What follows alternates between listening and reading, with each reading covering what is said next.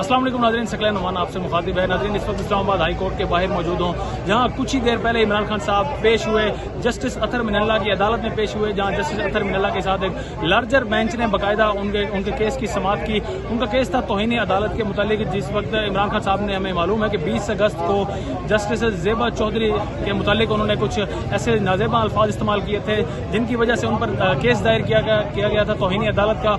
और आज इसी हवाले से इस्लामाबाद हाई कोर्ट में 31 अगस्त को आज उनकी पेशी थी जस्टिस अतर मिनल्ला की कोर्ट में। यहाँ पर आज सबसे पहले मैं अगर मनाजिर आपको बात करूँ तो यहाँ आज हाई सिक्योरिटी अलर्ट थी, बाकायदा टेंट लगाए गए थे अदालत में ताकि कोई भी गैर मुतल्लका फर्द इस्लामाबाद हाई कोर्ट के अंदर दाखिल नहीं हो सकता था।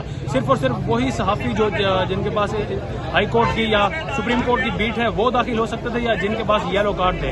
ये तो पहले के मनाजिर थे। उसके बाद इमरान खान साहब आए, इमरान खान साहब बाकायदा कोर्ट में पेश हुए, जहाँ पर आज समाअत हुई। तो जस्टिस अतर मिनल्ला ने खुलकर बोला कि हम अक्सर देखते रहते हैं कि इमरान खान साहब और PTI हम पर तनकीद करती रहती है, जो कि सरासर एक गलत है, जिसे नहीं होना चाहिए था। इमरान खान अक्सर बात करते हैं कि सिर्फ और सिर्फ PTI के लिए ही रात को 12 बजे क्यों अदालतें खोली गई। तो जस्टिस अतर मिनल्ला के रिमार्क्स थे कि सिर्फ PTI के लिए नहीं बल्कि गरीबों के लिए भी कई मरतबा अदालत को रात के वक्त खोला गया।